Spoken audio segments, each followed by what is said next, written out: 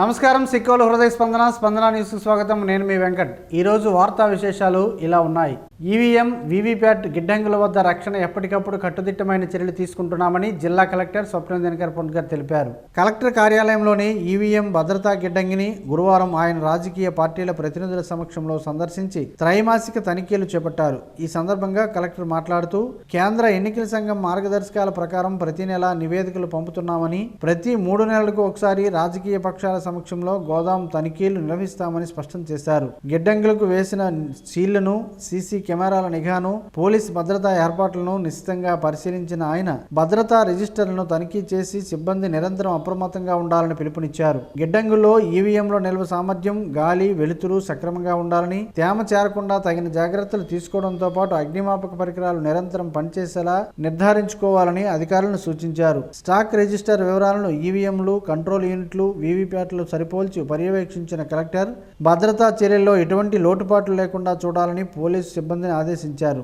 ఈ కార్యక్రమంలో trainee collector Hari ఓం పాండ్యా, జిల్లా రెవెన్యూ అధికారి విశ్వేశ్వరరావు, సి సెక్షన్ సూపరింటెండెంట్ రాజేశ్వరరావులతో పాటు వివిధ రాజకీయ పార్టీల ప్రతినిధులు, పిఎంజే బాబు, అజిత్ కుమార్, సురేష్ సింగ్, రౌత్ శంకర్రావు, కేఎల్ కుమారి, మహేష్, ఎల్ సోమేశ్వరరావు తదితరులు పాల్గొన్నారు. శ్రీకాకుళం మున్సిపల్ కార్పొరేషన్ పరిధిలోని ఓటర్లందరూ భారత ఎన్నికల సంఘం చేపట్టిన ప్రత్యేక సమగ్ర ఓటర్ జాబితా సవరణ కార్యక్రమం SIR 2026ను సద్వినియోగం చేసుకోవాలని మున్సిపల్ కమిషనర్ హనుమంతు కోర్మారావు కోరారు. జూన్ 15 నుంచి జూలై 14 వరకు జరిగే ఈ ప్రక్రియలో బూత్ లెవెల్ అధికారులు ఇంటింటికి వెళ్లి ఎన్యూమరేషన్ ఫారాలు అందజేస్తారని తెలిపారు.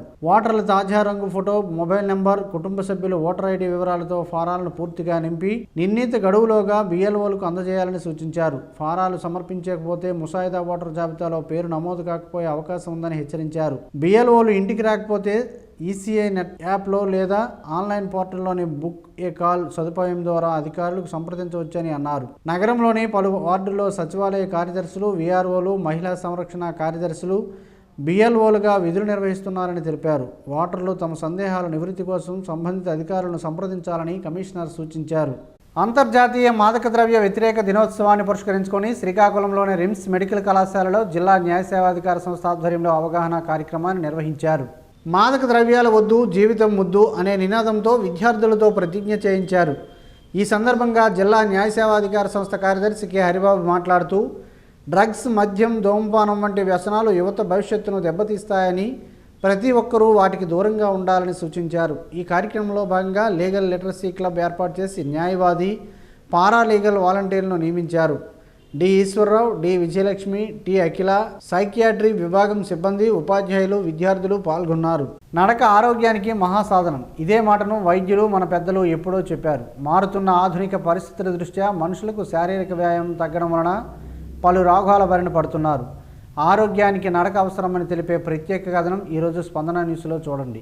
ఈ సృష్టిలో జీవిస్తున్న ప్రతి ప్రాణికి శారీరక వ్యాయామం తప్పనిసరి.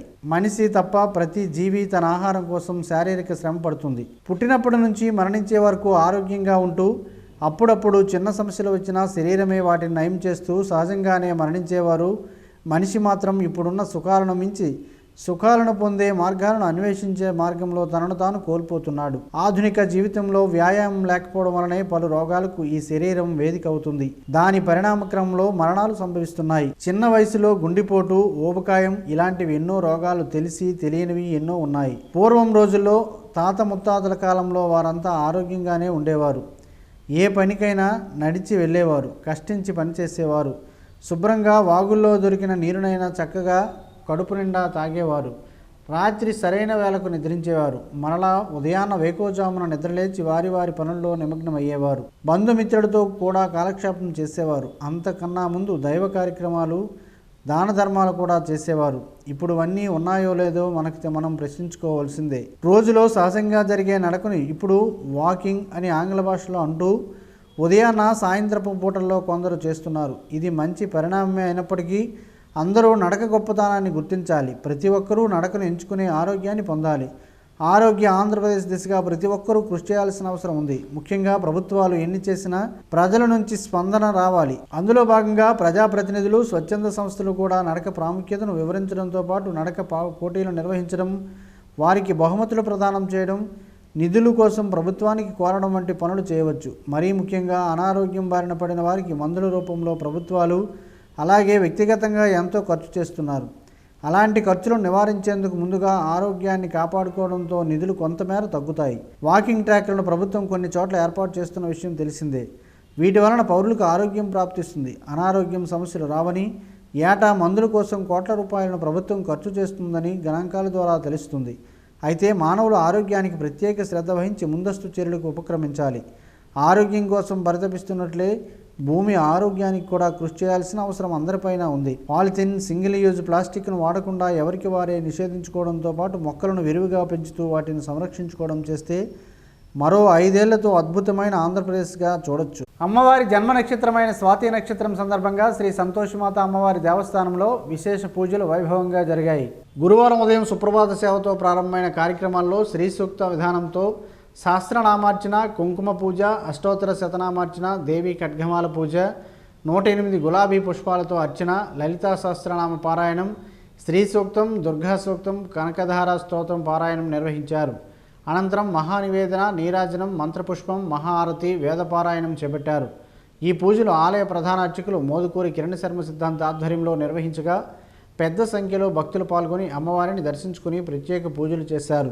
శ్రీకాకుళం జిల్లా ఎచ్చెర్ల గ్రామానికి చెందిన మల్లేష్ నాయుడు కేంద్ర పౌర విమానయాన శాఖ మంత్రి కింజరాపు రామ్మోహన్ నాయుడు పట్ల తన అభిమానాన్ని వినూత్నంగా చాటుకున్నారు. ప్రజాసేవే పరమావధిగా పనిచేస్తున్న రామ్మోహన్ నాయుడు మరింత ఉన్నత శిఖరాలు అధిరోహించాలని ఆకాంక్షిస్తూ దేశంలోనే జ్యోతిర్లింగాల దర్శన యాత్రకు బయలుదేరారు. ఈ యాత్ర కోసం మల్లేష్ నాయుడు తొలిసారిగా విమాన ప్రయాణం చేయడం విశేషం. తమ నాయకుడు విమానయాన మంత్రిగా ఉన్నప్పుడు తాను విమానంలో ప్రయాణం చేయడం ఆనందంగా ఉందని అన్నారు. కేంద్ర మంత్రి రామ్మోహన్ నాయుడు శ్రేయస్సు, ఆయురారోగ్యాల కోసం జ్యోతిర్లింగాలను దర్శిస్తూ ప్రత్యేక ప్రార్థనలు చేయనున్నట్లు తెలిపారు.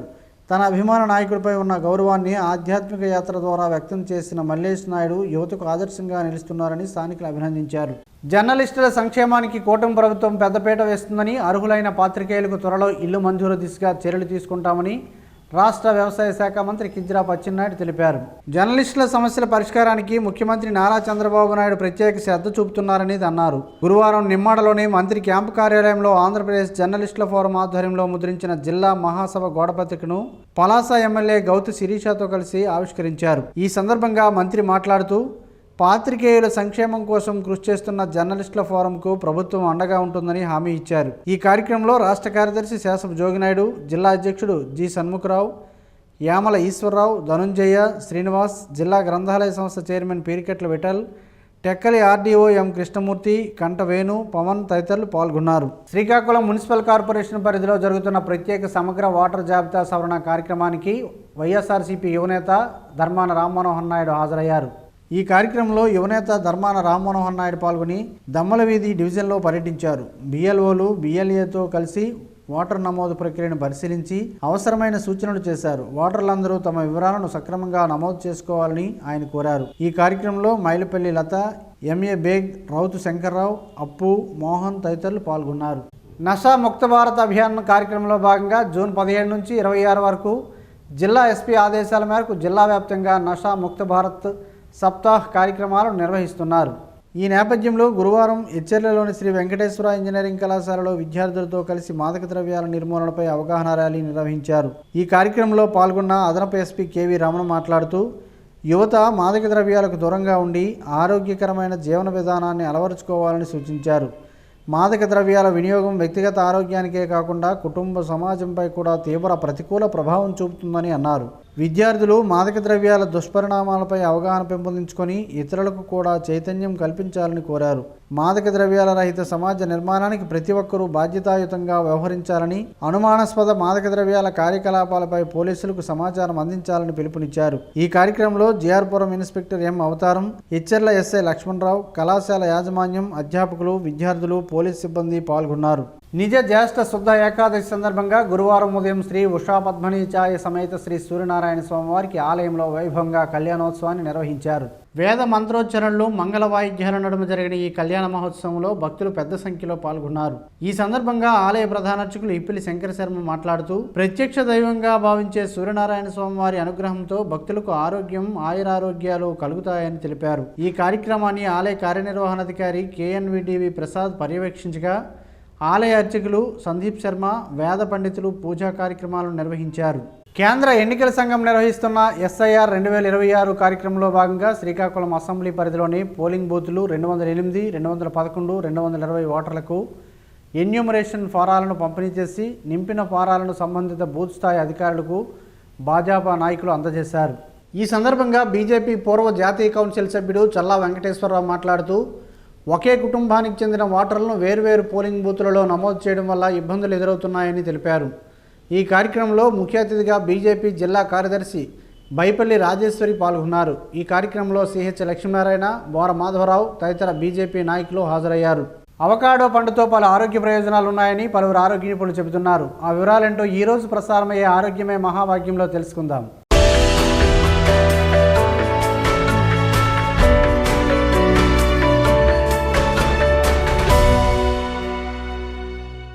అవకాడో పండ్లలో ఆరోగ్యకరమైన ఫైబర్స్, ప్రోటీన్లు, కొవ్వులు ఉంటాయి. అందువల్ల భోజనానికి పోషకమైన బూస్ట్ ఇవ్వడానికి, వంటకాల రుచిని పెంచడానికి రోజువారీ డైట్ వీటిని జోడించవచ్చు. దీన్ని వెన్నపండు అని కూడా అంటారు. దీనిలోని అధిక కొవ్వు కారణంగా గుజ్జును చికెన్, ఫిష్, మటన్ కూరలతో పాటు శాండ్విచెస్, సలాడ్లలో విరివిగా ఉపయోగిస్తారు. అవకాడో పండు గుజ్జును పంచదార పాలలో లేదా పంచదారతో కూడిన నీటిలో కలిపి జ్యూస్గా తీసుకుంటారు. దీనిలో ఉండే గుజ్జు శరీరంలోనే చెడు కొలెస్ట్రాల్ తగ్గించి మంచి కొలెస్ట్రాల్ పెంచుతుంది. అంతేకాక క్యాన్సర్, మధుమేహం, హైపర్ టెన్షన్లో అదుపు చేయడంలో సహాయపడుతుంది. దీనిలోని పొటాషియం రక్తపీడనాన్ని సమతుల్యంగా ఉంచడానికి సహాయపడుతుంది. అవకాడోలు పాలిక్ ఆమ్లాన్ని కలిగి ఉండే అవకాడో విత్తనంలో అనేక ప్రయోజనాలు ఉన్నాయి. అందువల్లే దీన్ని డార్క్ చాక్లెట్, కుకీల తయారీలో కూడా ఉపయోగిస్తారు. కేవలం 28 గ్రాముల అవకాడో పండ్లలో ఫైబర్స్, ప్రోటీన్లు, కొవ్వులు ఉంటాయి. అందువల్ల భోజనానికి పోషకమైన బూస్ట్ ఇవ్వడానికి, వంటకాల రుచిని పెంచడానికి రోజువారీ డైట్ వీటిని జోడించవచ్చు. అవకాడోలు కొలెస్ట్రాల్ స్థాయిలను పెంచడానికి, గుండె జబ్బుల ముప్పును తగ్గించడానికి, మెదడు కార్యకలాపాలను వేగవంతం చేయడానికి ఉపయోగపడతాయని చెబుతున్నారు. దీనిలో మోనో అన్సాచురేటెడ్ కొవ్వుల శాతం విటమిన్ సి ఎక్కువగా ఉంటుంది. దీనిలో శక్తివంతమైన యాంటీ ఆక్సిడెంట్లు, విటమిన్ B6లు పుష్కలంగా లభిస్తాయి. దీన్ని అల్పాహారం, భోజనం, విందు ఆహారంలో కలిపి తీసుకోవచ్చు. అవకాడోస్ వినియోగం ఆరోగ్యానికి అనేక విధాలుగా ఉపయోగపడతాయని నిరూపించబడింది.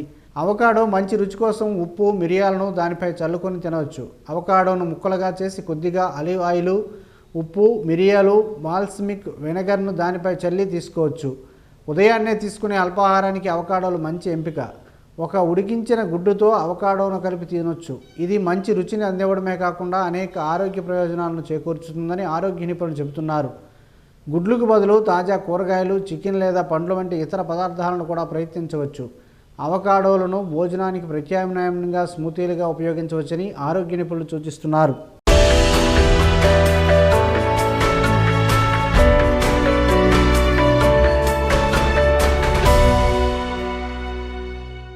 ఈరోజు వార్తల్లో ఒక మంచి మాటను విందాం, ఆచరిద్దాం. సమాజ శ్రేయస్సుని కాంక్షిస్తున్న మహనీయుల మాటల్లో నుంచి ఈరోజు.